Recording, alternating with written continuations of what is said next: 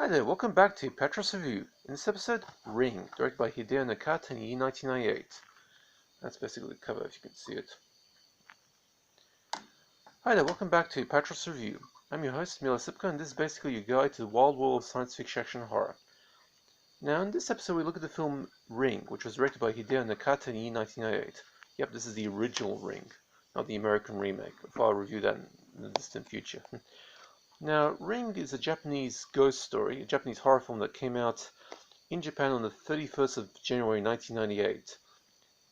It then saw release in Canada in July of 1999, UK of 18th of August 2000, the 13th of September 2001 in Australia, but was not seen in America until the 4th of March 2003. Now, I'll just show you the cover. It's actually released by Madman Entertainment as part of the Eastern Eye label, which is something that a subsidiary label that Madman established when the Asian horror films were becoming big. Now I'll just read the blurb in the back of the DVD. Within a week of watching a mysterious videotape, a group of teenagers are dead. The bodies are found gruesomely contorted, their eyes frozen as if they've seen something more terrifying than any physical threat. The video then becomes an urban myth. Insidiously, an unseen force is pointing its deadly finger at those poor souls unable to resist their curiosity. One of those people is cynical journalist Rico, who soon finds himself unwillingly drawn into a spiraling nightmare of fear from an unseen, omnipresent threat. The most unsettling film since Exorcist, yeah right, with an unnatural presence that touches every nerve in your body, Ring is a beast of an entirely different order. Critically acclaimed as one of the most frightening horror films in years, Ring delivers a tense, spine-chilling atmosphere, filled with an overwhelming sense of dread and the potent presence of unworldly evil. Dark, sinister, and genuinely horrifying, this is a film you'll never forget. That's basically the back of the DVD. Now, a pretty strong contender for the most overrated genre film to ever come out of the regimented country of Japan. I've always considered Japanese to be a weird bunch. Ring was an inexplicably big hit when it premiered in its native country and spread around the world, while for the United States proved infuriatingly slow to release in their territory. In fact, only screening it theatrically after We Lucky Aussies saw it in 2001, and even then, we beat the Blood Yanks to it by nearly 2 years. US also only released the original film on DVD in 2019. What the heck? It also proved to be highly influential, causing the J-horror cinematic trend that lasted about a decade and caused many Asian horror films to be remade by Hollywood. That trend dying away by at least 2010. Now, which is all very strange for essentially a mundane and routine murder mystery drama with supernatural elements clumsily shoehorned in to try to make the concept a little more palatable. Ghosts and supernatural have always been far more integral in Japanese society and far more naturally sophisticated than the chain-rattling white-sheared ghouls in Western culture. Japanese spooks also have more of a purpose than simply being dead people. In Japanese tradition, the spectral usually come about because they died in a violent fashion and didn't receive the traditional last rites needed to join their families in the afterlife, thus giving them more of a purpose. Ring, with its bullshit plot about the undead daughter of a discredited psychic, whose ability to burn images onto videotape and cause a viral curse that forces victims to replicate the curse in order to save themselves. Anyone who watches the cursed videotape only has about a week to copy the VHS and show it to somebody else, otherwise they will die a hideous death.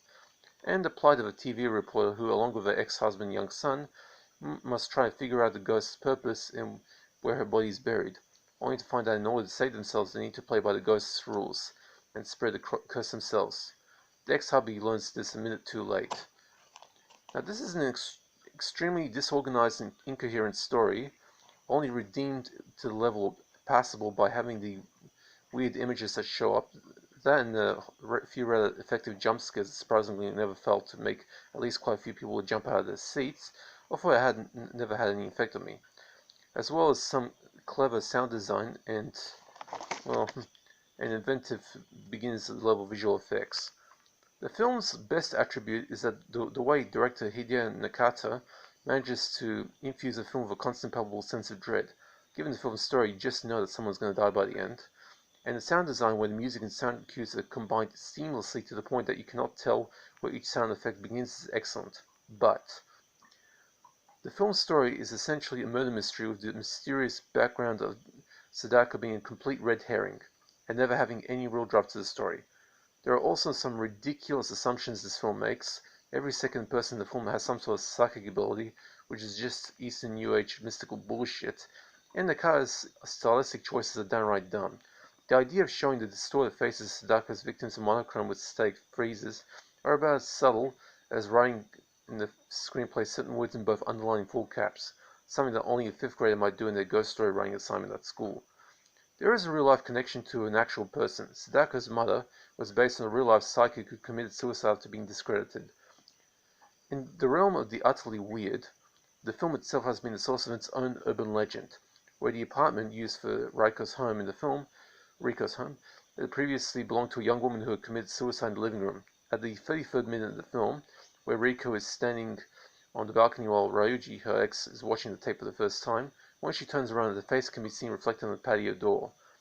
I've checked the scene over and over again and can't confirm or deny that one, but there is just something weird about that shot. The logic leaps that Riko and Ryuji make are only attained by ghostly phenomena and don't follow the logic of reality. At best, this film is competent to a certain extent that gives it the right to qualify my books as strictly passable.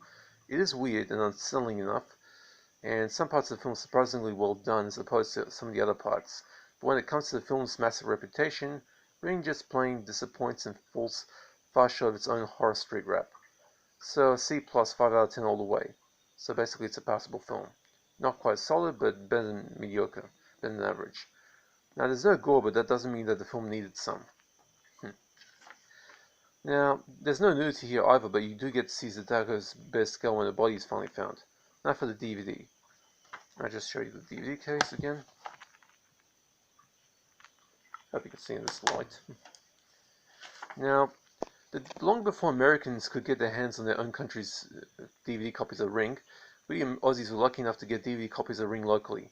Madman Entertainment managed to release all 4 films on Ring's cycle. That's Ring, Ring 2, Ring Zero Birthday, which I already reviewed, and the original alternate sequel, Spiral. I don't have that one, but I've seen it, in the early to mid-2000s. But Madman's DVD is surprisingly far short of the otherwise impeccable standard that Madman usually prides itself in, and its reputation amongst DVD collectors of the post-new quarter century. The film was sourced from an NTSC print that was in turn sourced from a 16mm film source, then passively converted to PAL with the NTSC frame rate preserved. This results in a very slight jerkiness that is only noticeable if you take an extremely close look at the picture. Otherwise, it wasn't exactly that easily noticeable. The resolution is quite soft, and the shadow detail is akin to that of a VHS tape. In other words, almost negligible. That being said, it looks reasonable enough and passes the standard at the most basic level, if not exactly with flying colors. The soundtrack is in Japanese 5.1, which sounds better than the picture looks, with the sound design used to a certain level of creepiness that will make your skin crawl. As I have mentioned earlier, the sound effects and musical cues have been blended together seamlessly, to the point that you can't tell which one begins and which one ends. And also, by the way, the sounds of the ringing phones in the film, well, actually, they remixed several different types of phones because they didn't want them to sound like Hollywood phones. Now, there are English subtitles which are in yellow font, but seems to be standard for local DVDs of Asian films. I don't like yellow, but it doesn't bother me too badly. And while not able to be toggled from the menu, you can still remove them by pressing the subtitle button in your remote. There is a rather uneven supplemental package on this DVD.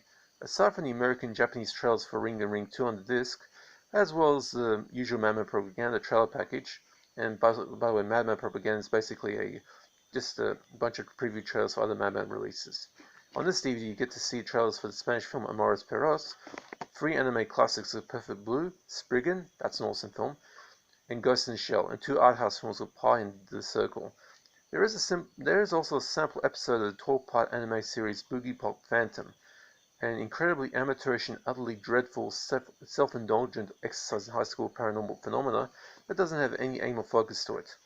That being said, the rough, desaturated photography does have some slight unnervingness to it. I'm talking about the Boogiepop Phantom episode here. And while the story is pure bunk, the episode even has its own trailer included on the disc. It does, like I said, it's pretty creepy a little bit, but slightly, but it's just garbage. Otherwise, in terms of storytelling. There is an Easter egg on the DVD. On the main menu, if you move your cursor to explore extras, then press up on your remote to reveal a Japanese style for Ring, then press enter to access the DVD credits page. That's it for an Easter egg, DVD credits. By the way, each menu page has a TV channel number on it, which appears briefly when you change menus, which is basically like similar to like changing channels on an old CRT TV set. Seen briefly as green numbers on the top right corner of the screen once you reach the page. Okay, that's it for that one. Ring basically gets a C+, so it's basically a passable film. Not quite solid, but better than average. And to be honest, it's a film that falls far short of its immense reputation. I mean, this is one of the most infamous horror films of the post-millennial period so far, but to be honest, the remake was a lot better. To be honest, it was more coherent, and they did it a lot better. Igor Verbinski did an awesome job with that. And that's probably one of the best remakes of all time. I will review Ring 2 in the coming months, so keep an eye out for that.